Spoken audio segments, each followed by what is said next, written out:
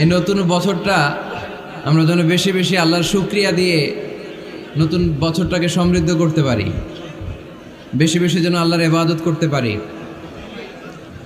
নতুন বছরে আমরা শপথ নেই, আমরা যেন অন্তরে হিংসা লালন না করি, বিদ্বেষ লালন না করি, আমরা নিজেরা যেন কাদা ছোড়াছুরি না করি, আমরা যেন মিলেমিশে একসাথে একাকার হয়ে যাই। আল্লাহ তুমি কবুল করো, আমরা পড়ি আমিন। 60টা জিনিস মানুষ মরে যাওয়ার পরে তার কবরে পৌঁছতে থাকে।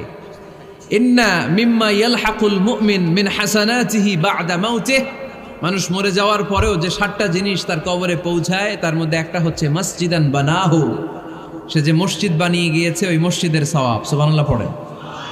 আপনি টাকা দিয়ে মসজিদ বানিয়ে দিলেন, ওই মসজিদে মুসল্লিরা নামাজ পড়ে, রোজাদাররা এসে ওখানে ইফতার খায়, তাহাজ্জুদ আদায়কারীরা তাহাজ্জুদ পড়ে, তাদের সওয়াবের কমতি হবে না, কিন্তু তাদের সওয়াবের একটা পার্সেন্টেজ সওয়াব যে ব্যক্তি মসজিদ বানালো তার আমলনামায় আল্লাহ ঢুকিয়ে দেয়। সুবহানাল্লাহ বলতে পারলেন না? হে নামাজি আমার ঘরে নামাজ পড়ো আজ, দিল মে তোমার চরণ তলে হৃদয় যায় নামাজ। হে নামাজি আমার ঘরে নামাজ পড়ো আজ, দিল মে তোমার চরণ তলে হৃদয় যায় নামাজ। পড়েন আল্লাহু আকবার। কি সুন্দর লিখেছেন কাজী নজরুল ইসলাম। কাজী নজরুল ইসলাম খুব সুন্দর করে বলেছেন, মসজিদেরই পাশে আমায় কবর দিও ভাই, ঠিক কিনা? মসজিদেরই পাশে আমায় কবর দিও ভাই, যেন গোরে হতে মুয়াজ্জিনের আযান শুনতে পাই। আমার গোরের পাশে দিয়ে ভাই নামাজিরা যাবে, পবিত্র সেই পায়ের ধ্বনি এ বান্দা শুনতে পাবে। গোরা যাব হতে গুনাহগার পাইবে রেহাই, মসজিদেরই পাশে আমায় কবর দিও ভাই। কত মানুষ নামাজি ভাই মসজিদাঙ্গিহীনাতে, আল্লাহর নামের জিকির করে লুকিয়ে গভীর রাতে। আমি তাদের সাথে ওই আল্লাহর নাম জপতে চাই, আল্লাহর নাম জপতে চাই। পড়েন সবাই, মসজিদেরই পাশে আমায় কবর দিও ভাই, যেন গোরে হতেও মুয়াজ্জিনের আযান শুনতে পাই। চিল্লায় পড়তে হবে আমিন। কি দরদ ছিল আমাদের জাতীয় কবি কাজী নজরুল ইসলামের, মসজিদের পাশে আল্লাহ তুমি আমার কবর দিও। আল্লাহ এই দোয়াটা কবুল করে নিয়েছে, ঠিক কিনা? ওনার কবরের পাশে মসজিদ আছে না নাই? আছে। এজন্য মসজিদের সাথে সম্পর্ক জুড়ে দেওয়া এটা ইমানদারের আলামত, আর মসজিদকে ঘৃণা করা এটা মুনাফিকের আলামত। এজন্য আমরা যেন আমাদের হৃদয়টাকে মসজিদের সাথে জুড়ে দেই, মসজিদের সাথে যেন সুসম্পর্ক থাকে। মসজিদ সবার, মসজিদ নিয়ে দলাদলি নাই। দলাদলি আছে অনেক জায়গায়, হানাফি মসজিদ, আহলে হাদিস মসজিদ এরকম আমরা দেখি বা শুনি, এটা ঠিক না। হানাফি মসজিদ বলে কোনো কথা নাই, আহলে হাদিস মসজিদ বলে কোনো কথা নাই। মসজিদ সবার। ছোট্টখাট্ট বিষয় নিয়ে মসজিদে মারামারি, একজন হাত তোলে আরেকজন তোলে না, কিলাকিলি আছে না নাই? একজন বলে জোরে আমিন, আরেকজন আস্তে আমিন, মারামারি আছে না নাই? এগুলো কি মারামারি করার কোনো বিষয়? কথা বলেন। সালাতে ফরজ আছে, ওয়াজিব আছে, সুন্নাহ আছে। খেয়াল করে বুঝবেন, ফরজ যদি নষ্ট হয় সালাত ভঙ্গ হয়, you have to repeat your সালাহ। ওয়াজিব নষ্ট হলে সালাত ভঙ্গ হয় না, নতুন করে পড়া লাগে না, সেজদায় শাহু দিলেই সালাত আদায় হয়ে যায়।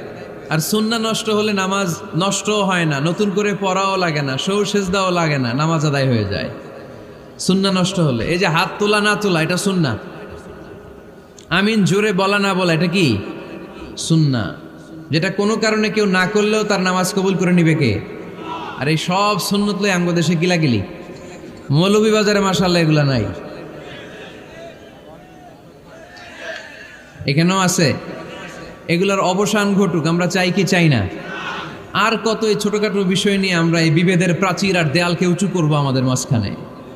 কবে আমরা ঐক্যের সিন্ডিকেট করব? কবে? আর কবে সাদা মনের মানুষ হব? কবে? আর কত? অনেক হয়েছে, আর না, এবার থামেন। বিভেদের প্রাচীরকে ভেঙে চুড়িয়ে দেন। ঐক্যের এমন সিন্ডিকেট গড়তে হবে যাতে কোনো অপশক্তি এই ঐক্যকে ভাঙতে না পারে, বানচাল করতে না পারে। চিল্লায় বলেন ঠিক কিনা?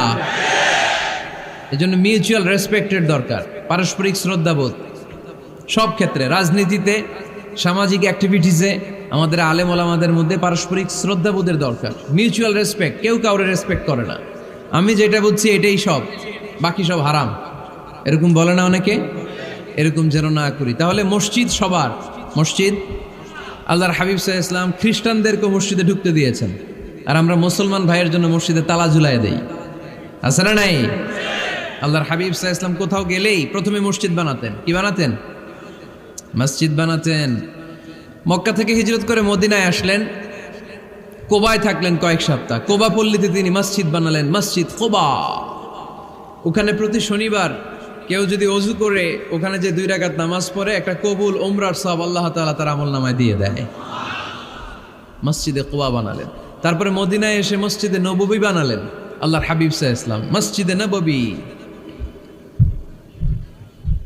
এটা ছিল আল্লাহ রাসূল সাল্লাল্লাহু আলাইহি ওয়াসাল্লামের বৈশিষ্ট্য। কোথাও গেলেই তিনি মসজিদ বানাতেন, মসজিদে নববী। হায় রে, এখন তো কত সুন্দর মসজিদ আমরা দেখি, আমরা যে সালাত পড়ি। আল্লাহর হাবিব সাল্লাল্লাহু আলাইহি সাল্লামের সময় মসজিদে নববী কি এরকম ছিল? কথা বলেন। ফ্লোর ছিল বালুর ফ্লোর। কিসের ফ্লোর? আমাদের মসজিদের ফ্লোর কিসের? টাইলস। আর আল্লাহ রাসূল সাল্লাল্লাহু আলাইহি ওয়াসাল্লামের মসজিদে নববীর ফ্লোর কিসের? কথা বলে না তো, আওয়াজ করে উত্তর দেন না কেন? কষ্ট হচ্ছে? দুপুরে খাইছেন না সবাই? কেন খান নাই কেন? রোজা রাখছিলেন? হ্যাঁ, ফজর বাদে আইছি। আচ্ছা ঠিক আছে, ঠিক আছে। আচ্ছা আচ্ছা, সাউন্ড নাই, কথা শোনা যায় না? তো এটা শুনলা কেমনে? জিজ্ঞেস করলাম কথা শোনা যায় না, কয় না। তো এটা শুনলা কি করে? মানে অল্প শোনা যায়, তাই তো? একটু পরে আমার বিদায় ঘন্টা বাজবে, আমি চলে যাব। তোমরা ডিস্টার্ব করতে করতে আমার সময় শেষ। তোমরা ডিস্টার্ব করলে তোমাদের লস। আমি আমার টাইমের 1 মিনিটে বেশি যেতে পারবো না, কারণ এখানে আসরের সালাতের আজান শুরু হয়ে যাবে, এরপরে কোনো কথা নেই। আর বক্তব্য লম্বা করা এটা বেদাত। এই বেদাতকে আমি সুন্নাতের মধ্যে আনতে চাচ্ছি। একটা সময়ে একেবারে কমায় নিয়ে আসবো। এত প্রোগ্রামও আমি করতে চাই না। আমি ঘোষণা দিয়েছি আগামী বছরে সারা বাংলাদেশে আমার প্রোগ্রাম হবে 50টা। কয়টা? 50টা। এরপরের বছর 30টা, এরপরের বছর 20টা। বিভাগীয় প্রোগ্রাম করলেই চলবে আমার। এক এক বিভাগে যে 2 দিন 3 দিন খালাস। এত দরকার নেই, এত লম্বা চূড়ার বক্তব্যের দরকার নেই। আধা ঘন্টা চুপ করে শুনেন, কয়েকটা মেসেজ ড্রপ করি, take it with you to your home, then practise and apply in the society. নিয়ে যান, আমল করেন, সমাজে কাজে লাগান। সমাজটা আলোকিত করে দিবে কে? খুতাবুকুম তাবিলা সালাওয়াতুকুম কাসীরা। আল্লাহর হাবিব সাল্লাল্লাহু আলাইহি ওয়াসাল্লাম বললেন, কিয়ামতের একটা আলামত, কিয়ামতের আগে তোমাদের বক্তব্য হয়ে যাবে লম্বা, সালাত হয়ে যাবে খাটো। সালাতের পরে তাসবিহ পড়তে চায় না লোকজন, ব্যস্ত, মহাব্যস্ত, সুপার বিজি। কোত্থেকে আসলে এই ব্যস্ততা? আপনি রবের সাথে মুনাজাত, না যাই ইউনাজি মুনাজাত, আপনার রবের সাথে একাকী নীরবে কথা বলতে মনে চায় না আপনার? এত তাড়াহুড়ো কিসের? ধীর স্থির হন, একটু স্থির হন, একটু মনোদৈহিক প্রশান্তি অর্জনের চেষ্টা করেন। সব সময় ব্যস্ত, ধাক্কাধাক্কি, উচ্ছৃঙ্খলা, এগুলো আমাদেরকে শেষ করে দিয়েছে। এজন্য লম্বা চোরা বক্তব্য ঠিক না। বক্তব্য শুনতে আমাদের ভালো লাগে, আমল করতে ভালো লাগে না। বক্তব্যটা শেষেই সিগারেট ধরায়, আছে না নাই? মাহফিল শেষেই বিড়ি ধরায়, কয় চমৎকার ওয়াজ করছে হুজুরে। ওয়াজটা সেরকম হয়েছে, অনেক কণ্ঠ সুন্দর হুজুরের। এতদিন ইউটিউবে দেখছি, আজকে সরাসরি দেখাইছি, আছে না নাই? তো কি লাভ হয়েছে? লাভটা হয়েছে কি? এই যে মাহফিল শেষে বিড়িটা ধরাইলেন আর গেলেন, কোনো লাভ হয় নাই। এগুলো থেকে বেরিয়ে আসতে হবে। বছরের পর বছর আমাদেরকে শেখানো হয়েছে একভাবে, কেউ এই পরিবর্তনের আওয়াজ তোলে নাই। আওয়াজ আপনাকে তুলতে হবে। আওয়াজ তোলার জন্য এত মানুষ লাগে না, আপনি একাই যথেষ্ট। আপনি দাঁড়ান না সামনে, দেখবেন আপনার সামনে কেউ টিকে থাকতে পারবে না, ঠিক কিনা? কিন্তু আপনার শক্ত সিদ্ধান্ত লাগবে, পরিবর্তনের জন্য শক্ত মানসিকতা লাগবে যে আমি পরিবর্তন করতে চাই। We have to change. যুগ জামানা পাল্টে দিতে চাই না অনেকজন, এক মানুষই আনতে পারে জাতির জাগরণ। এক মানুষই বিপদকালে বাঁচায় কাফেলায়, ক্ষুদ্র ডিঙ্গি বাঁচায় জাহাজ অসীম দরিয়ায়। এজন্য আপনার শক্ত সিদ্ধান্ত পারে আপনার মৌলভীবাজারটাকে দেশের শ্রেষ্ঠ জেলা, শ্রেষ্ঠ থানা হিসেবে আল্লাহর কাছে কবুল করতে, ঠিক কিনা? এজন্য লম্বা চূড়া আলোচনা ঠিক না, ছোটখাটো অল্প কয়েকটা মেসেজ নিয়ে যেতে পারলেই that's enough. One of the minor sign before the day of judgment, your Islamic lectures will be very longer and your salah 5 times a day will be shorter. কিয়ামতের আগে বক্তব্য লম্বা, নামাজ খাটো, তাসবিহ পড়ে না, ব্যস্ত, মহাব্যস্ত। এই মহাব্যস্ততা ছাড়েন, কোরআন সুন্নাহর দিকে ফিরে আসেন। বরকত দিবে কে? বিশ্বনবীর মসজিদে নববীর ফ্লোর বালুর ফ্লোর ছিল, আমাদের ফ্লোর টাইলস। আল্লাহর হাবিব সাল্লাল্লাহু আলাইহি ইসলামের মসজিদে বালি নিচে, এই বালিতেই নামাজ পড়তেন। বৃষ্টি হলে কাদামাটি হয়ে যেত, কাদামাটিতেই সেজদা করতেন। সেজদা করলে কাদার মাটি আল্লাহর হাবিব সাল্লাল্লাহু আলাইহি ইসলামের নাকে আর কপালে লেগে যেত। তিনি সালাম ফিরিয়ে সাহাবাদের দিকে মুখ ফিরিয়ে বসলে দেখতেন প্রতিটা সাহাবীর নাকে আর কপালে কাদার মাটি মিশে আছে। তার মানে প্রিয় নবী সাল্লাল্লাহু আলাইহি ইসলামের মসজিদে নববী ছিল কাঁচা, কিন্তু মুসল্লি ছিল পাকা। আমাদের মসজিদগুলা হয়েছে পাকা, কিন্তু মুসল্লি কাঁচা, ঠিক কিনা? ফজরের সালাতে মানুষ নাই। ইমাম সাহেব আছেন কে কে এলাকায়? দেখি ইমাম, মসজিদের ইমাম, মাশাআল্লাহ। আপনাদের এইখানে ওই মসজিদে ফজরের নামাজে কয় কাতার হয়? 5 জন 6 জন? কেনে এত কম? কেনে? হ্যাঁ, আসে না, আসতে চায় না লোকজন। তো এই যে 5-6 জন ফজরের সালাতে, কল্পনা করতে পারেন ফজরের সালাতে এত কম লোক? ফজরের জামাতে লোক যায় না, এটা একটা মহামারী। যেদিন ফজরের জামাতের দৃশ্য আর জুমার নামাজের দৃশ্য একরকম হয়ে যাবে, ওই দিনই বাংলাদেশে ইসলাম কায়েম হয়ে যাবে। এখন স্লোগান তোলে বিপ্লব বিপ্লব, ইসলামে বিপ্লব। আর ফজরের সময় আমি কম্বলের ভিতরে, আছে না নাই? কোনো বিপ্লব হবে না। ফজরের নামাজ জামাতে পড়ুন, সকালটারে বরকতময় করে দিবে কে? আল্লাহর হাবিব সাল্লাল্লাহু আলাইহি ওয়াসাল্লামের মসজিদ ছিল সবার জন্য উন্মুক্ত, এখানে সবাই আসতে পারত। এজন্য মসজিদ হবে সবার। আমরা মসজিদের আবাদকারী হতে চাই। এজন্য রাব্বুল আলামিন বলেন, ইন্নামা ইয়া'মুরু মাসাজিদাল্লাহি মান আমানা বিল্লাহি ওয়াল ইয়াউমিল আখির ওয়া আকামাস সালাতা ওয়া আতাজ যাকাতা ওয়া লাম ইয়াখশা ইল্লাল্লাহ ফাআসা উলাইকা আন ইয়াকুনু মিনাল মুহতাদিন। সুবহানাল্লাহ পড়েন। রব্বুল আলামিন বললেন মসজিদের আবাদকারী হবে তারা যারা আল্লাহর প্রতি ঈমান আনে, আখিরাতের প্রতি ঈমান আনে, যারা সালাত কায়েম করে, যারা যাকাত আদায় করে, যারা দুনিয়ার কাউকে ভয় পায় না, ভয় পায় একজনকে। চিল্লায় বলেন তিনি কে? যাদের হৃদয়ে আছে আল্লাহর ভয়, তারা কবু পথ ভুলে যায় না। আল্লাহর প্রেম ছাড়া এই দুনিয়া কারো কাছে কোনো কিছু চায় না, ঠিক কিনা? তাহলে যারা মসজিদের আবাদকারী এরা ভয় পায় একজনকে, চিল্লায় বলেন তিনি কে? মসজিদের আবাদকারীদের প্রথম গুণ, তারা আল্লাহয় বিশ্বাস করে, তারা আখিরাতে বিশ্বাস করে, তারা সালাত কায়েম করে, তারা যাকাত আদায় করে, তারা আল্লাহ ছাড়া পৃথিবীর কাউরে ভয় পায় না। আল্লাহ বলেন ফাআসা উলাইকা আইয়াকুনু মিনাল মুহতাদিন। আশা করা যায় তারাই হলো হেদায়েতের রাস্তার উপরে আছে, ঠিক কি না? তারাই মসজিদের আবাদকারী, যারা মসজিদে যায়, সালাত আদায় করে। এখন মসজিদের আবাদকারী আপনি হতে চান, আপনি মসজিদে যান না, আপনি আবাদকারী হতে পারবেন? মসজিদের অনেক সভাপতি আছে মসজিদে যায় না, আছে না নাই? মৌলভীবাজারে এই সমস্যা বোধহয় নাই। মসজিদের সেক্রেটারি মসজিদে যায় না, আছে না নাই? তাহলে হইল, এটা হইল, এটা মেনে নেওয়া যায়? এজন্য সভাপতি সাহেবরা, আপনি কষ্ট করে মসজিদ বানিয়েছেন, মসজিদে যাবেন। সভাপতি সাহেব আপনি মসজিদে যাবেন, সেক্রেটারি সাহেব আপনি মসজিদে যাবেন, তাহলে আপনি সঠিক মসজিদের আবাদকারী হবেন, ঠিক কিনা? আমরা মসজিদের আবাদকারী হতে চাই ইনশাআল্লাহ। পড়েন উমরানুল মাসাজিদ। মসজিদের আবাদ কি করে করতে হয়? মসজিদ আবাদ করার এক নাম্বার মাধ্যম হচ্ছে মসজিদ নির্মাণ করা। কি করা? নির্মাণ করা। খেয়াল করবেন, আল্লাহর হাবিব সাল্লাল্লাহু আলাইহি ওয়াসাল্লাম বলেছেন, মান বানা মসজিদান মিন মালিহি ফিদ দুনিয়া বানাল্লাহু লাহু বাইতান ফিল জান্নাহ। যে ব্যক্তি নিজের পকেটের টাকা খরচ করে দুনিয়াতে মসজিদ বানায়, আল্লাহ তাআলা তার জন্য জান্নাতে ঘর বানায়। 60টা জিনিস মানুষ মরে যাওয়ার পরে তার কবরে পৌঁছতে থাকে।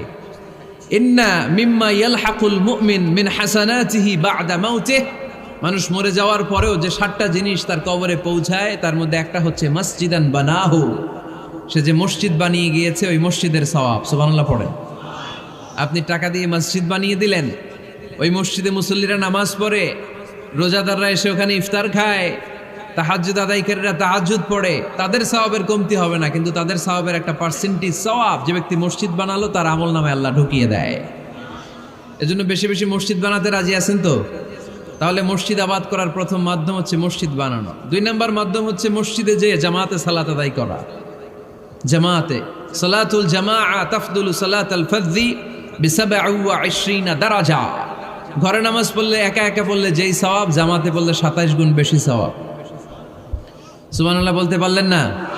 হে নামাজি আমার ঘরে নামাজ পড়ো আজ, দিলে মে তোমার চরণ তলে হৃদয় যায় নামাজ। হে নামাজি আমার ঘরে নামাজে পড়ো আজ, দিলে মে তোমার চরণ তলে হৃদয় যায় নামাজ। পড়েন আল্লাহু আকবার। কি সুন্দর লিখেছেন কাজী নজরুল ইসলাম। মসজিদ কেমন যেন মসজিদ তার নিজের ভাষায় আল্লাহর কাছে কেঁদে কেঁদে ফরিয়াদ জানায়, আল্লাহ নামাজিরা আমার ঘরে আসে না, কি সুন্দর টাইলস, কি সুন্দর মুসল্লা, কি সুন্দর এয়ার কন্ডিশন, সব আছে কিন্তু মুসল্লি নাই, ঠিক কিনা?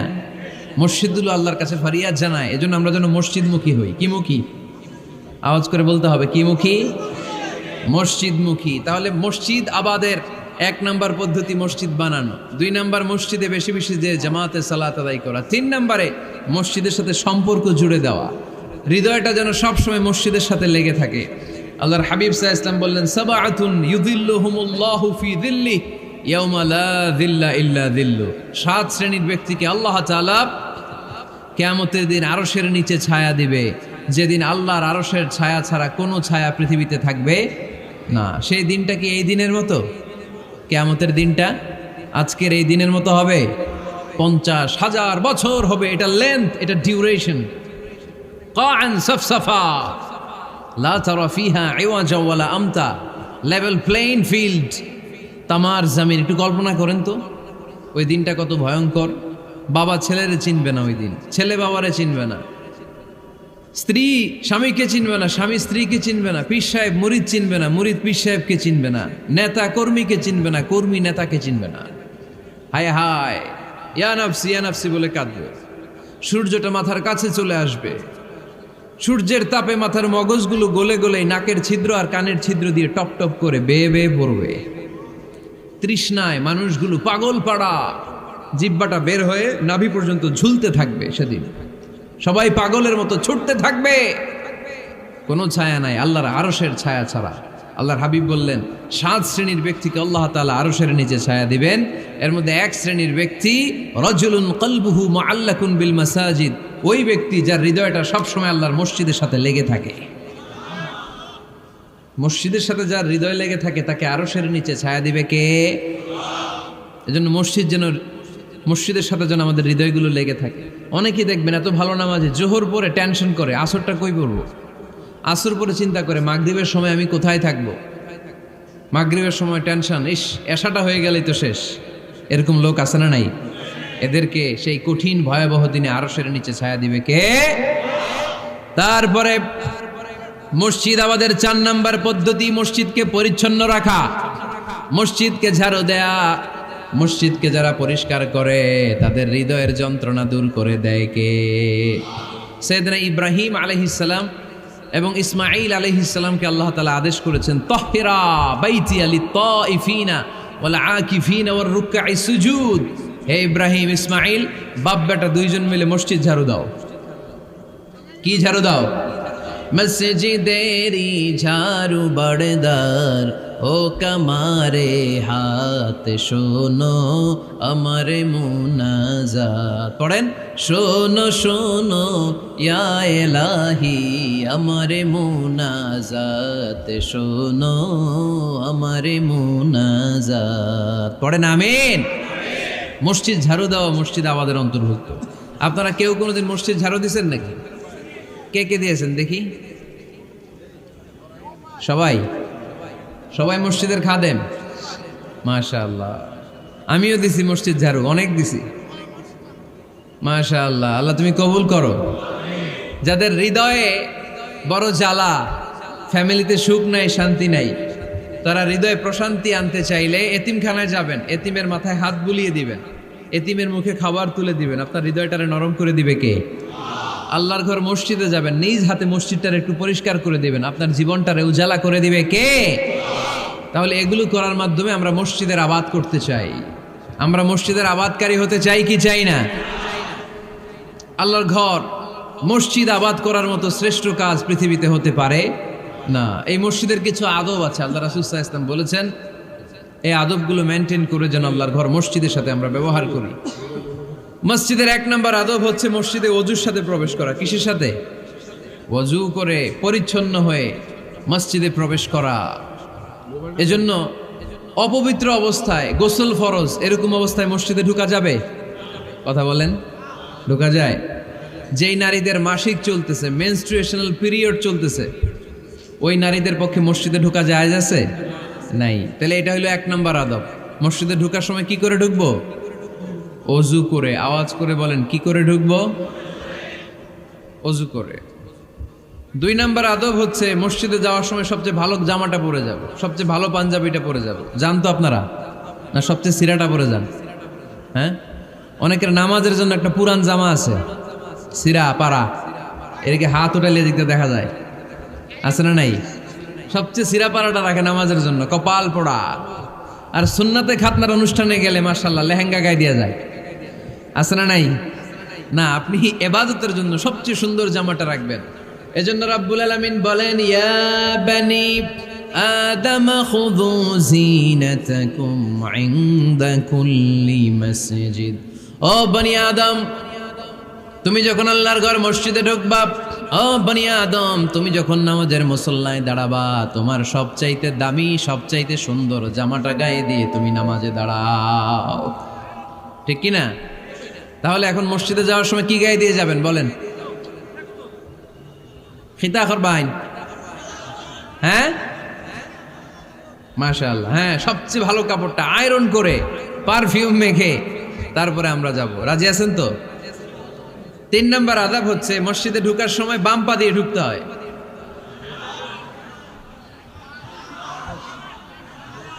কোন পা? আরো জোরে।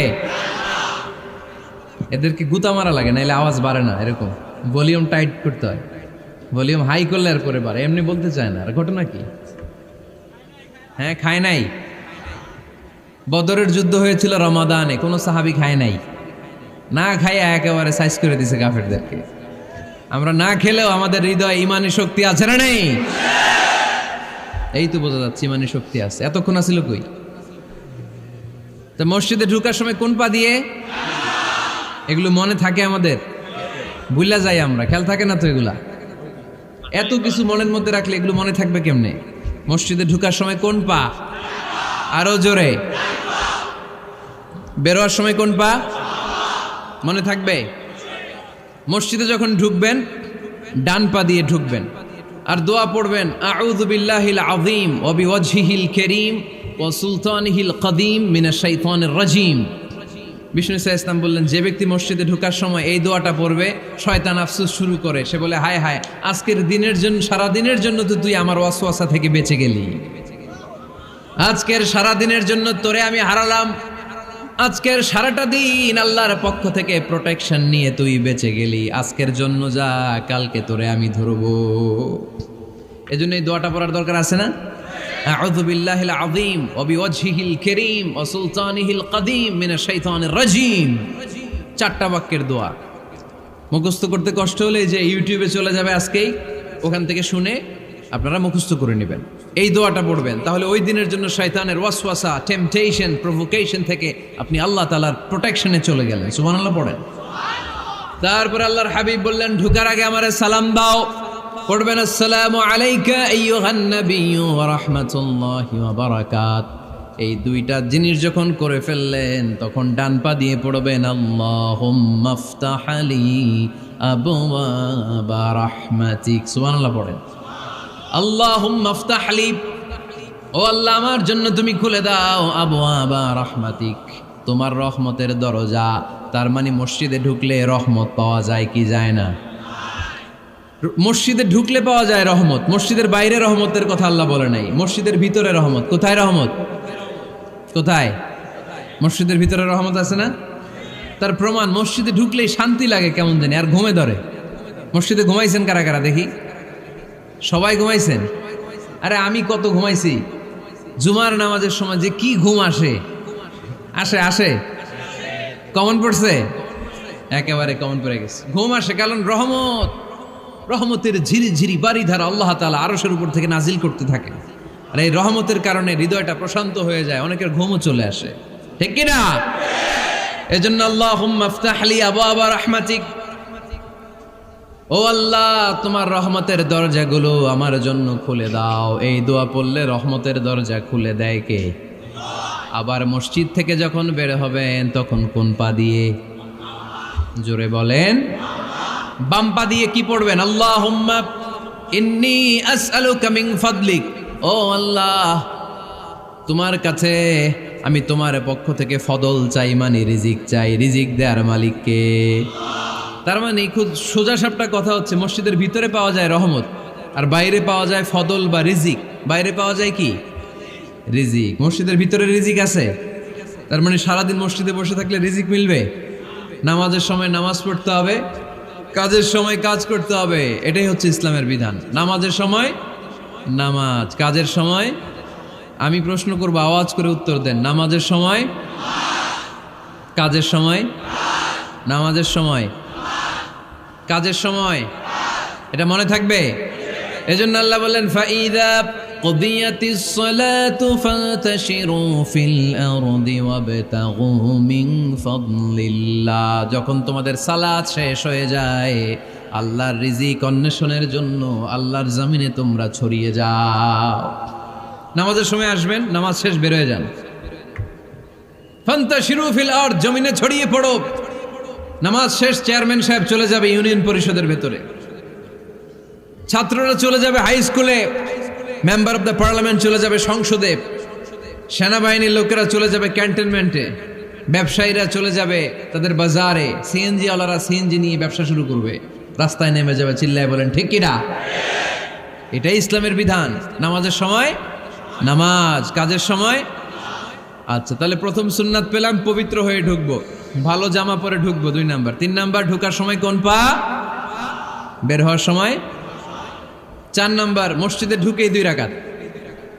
মসজিদে ঢুকে কয় রাকাত পড়েন আপনারা? তাহিয়াতুল মসজিদ। মসজিদে আপনি ওয়েলকাম জানাবেন, ঢুকেই 2 রাকাত পড়বেন, ওযু করলেই 2 রাকাত। আল্লাহর হাবিব সাল্লাল্লাহু আলাইহি ওয়াসাল্লাম মসজিদে নববীতে জুমার খুতবা দিচ্ছেন। খুতবা চলাকালীন সময়ে এক সাহাবী এসে মসজিদের মধ্যে বসে পড়লেন। আল্লাহর হাবিব সাল্লাল্লাহু আলাইহি ওয়াসাল্লাম সাহাবীরে বললেন, দাঁড়াও। সাহাবী দাঁড়ালেন। আল্লাহর নবী জিজ্ঞেস করলেন, কেন বসে বললা? 2 রাকাত পড়ছো নাকি? সাহাবী বলে, পড়ি নাই।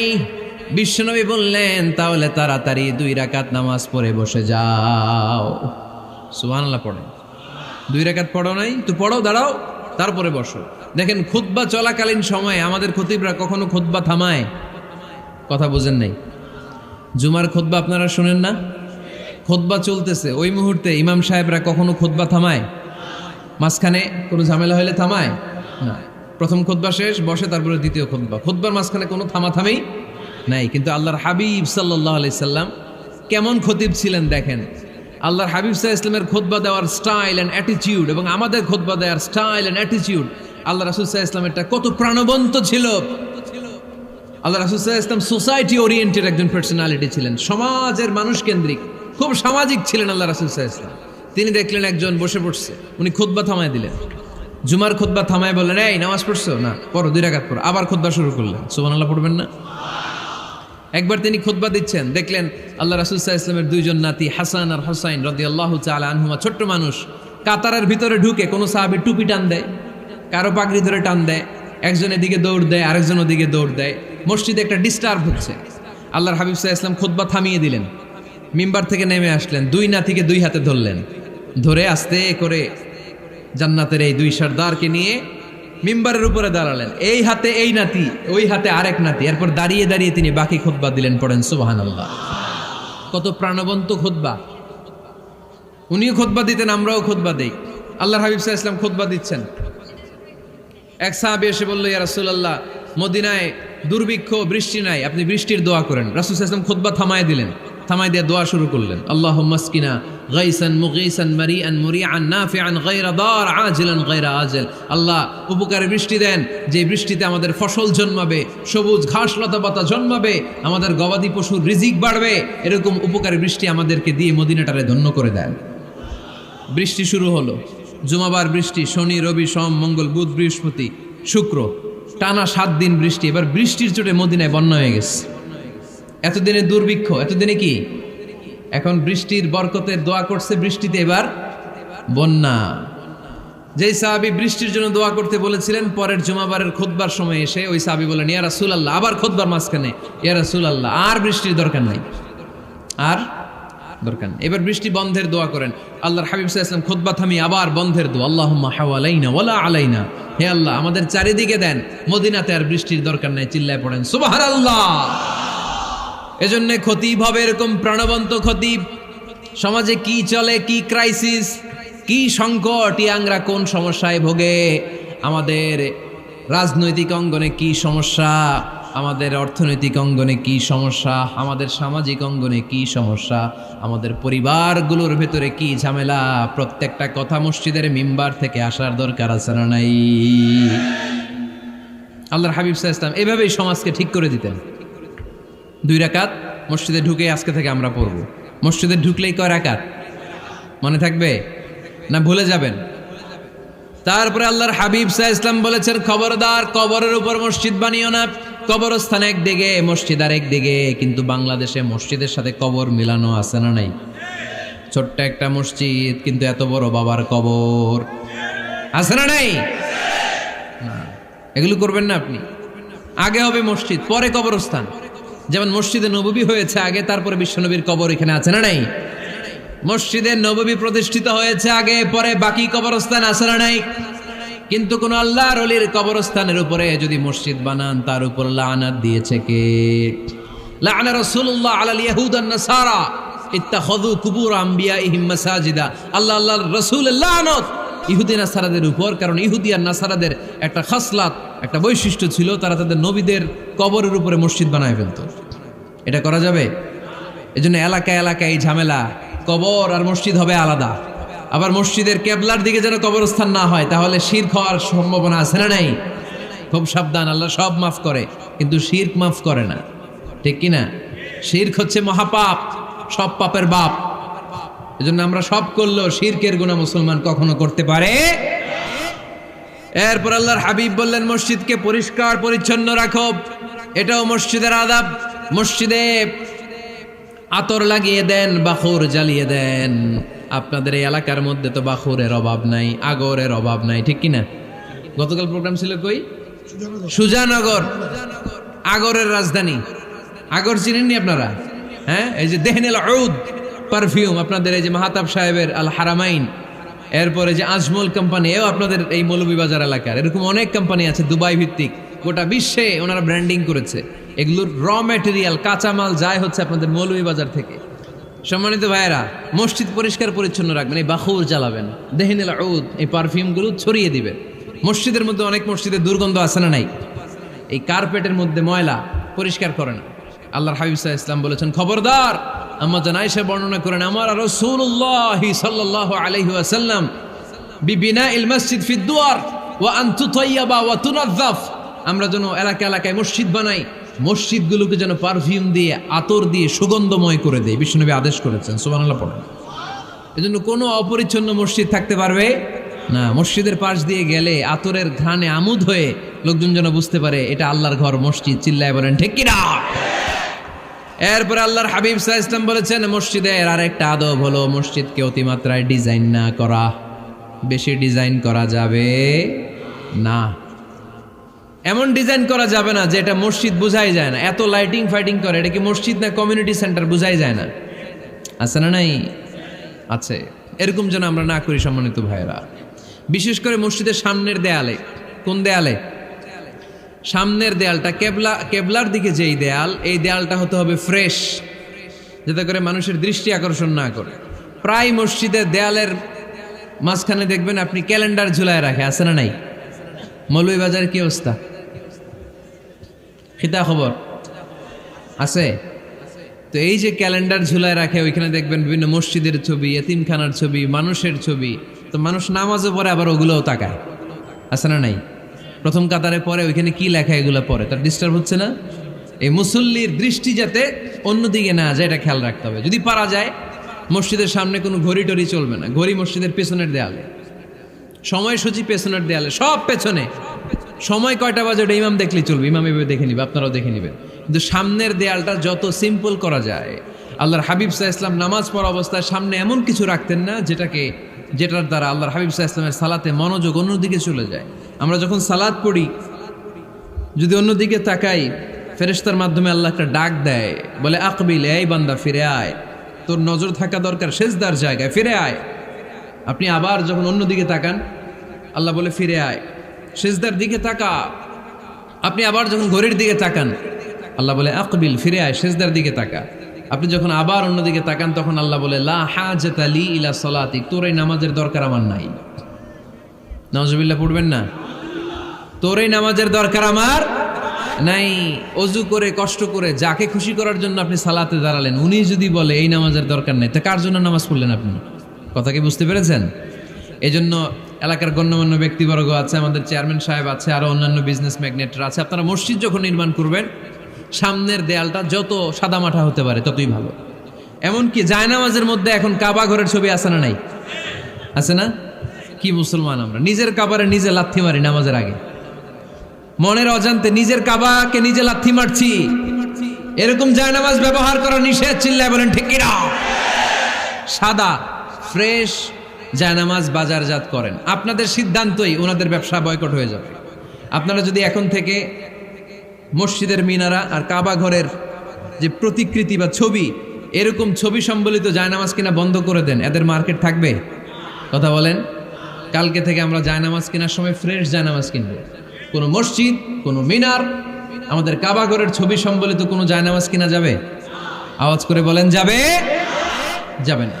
এগুলো হচ্ছে মসজিদের আদাব। এগুলো রক্ষা করে মসজিদে ঢোকার দরকার আছে না নাই? পৃথিবীতে 3টা মসজিদ সবচাইতে শ্রেষ্ঠ মসজিদ। কয়টা?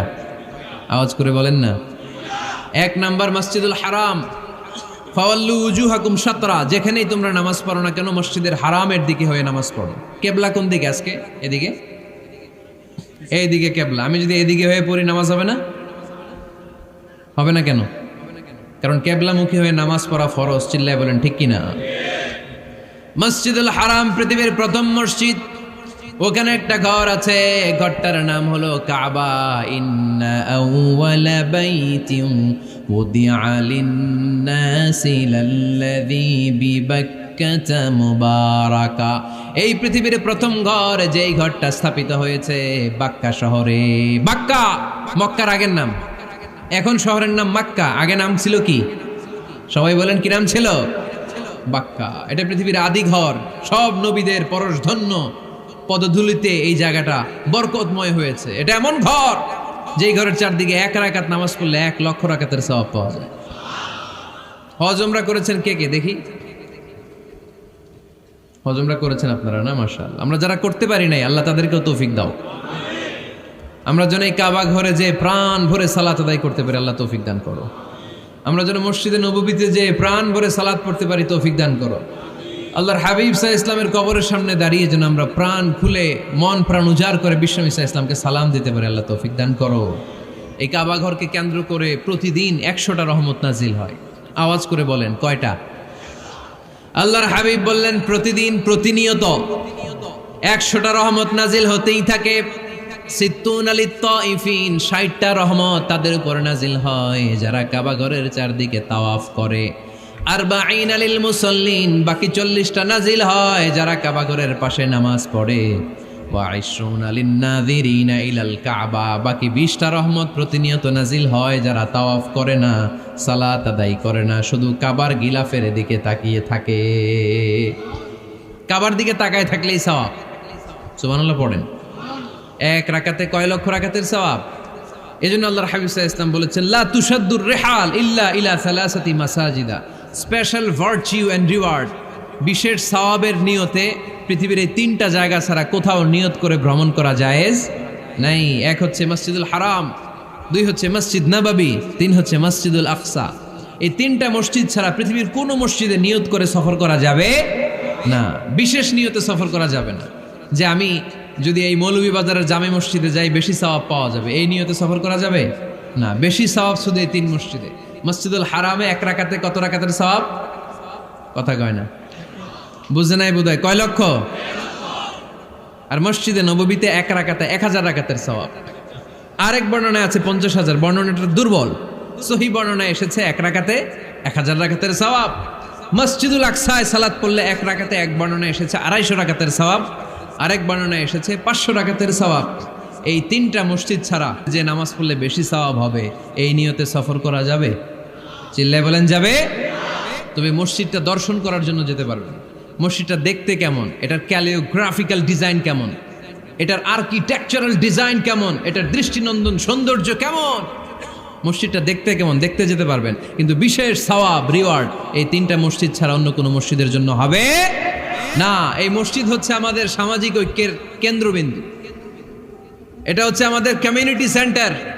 আমরা শুধু নামাজের জন্য মসজিদকে ইউজ করি, এছাড়া আরো অনেক ইউসেজ আছে মসজিদের। খেয়াল রাখবেন, আমাদের মুসলমানদের মসজিদ হিন্দুদের মন্দিরের মতো নয়। কোথায় আজান হয়েছে? শেষ করে দিব না? সুবহানাকাল্লাহুম্মা ওয়া বিহামদিকা আশহাদু আল্লা ইলাহা ইল্লা আনতা আস্তাগফিরুকা ওয়া আতুবু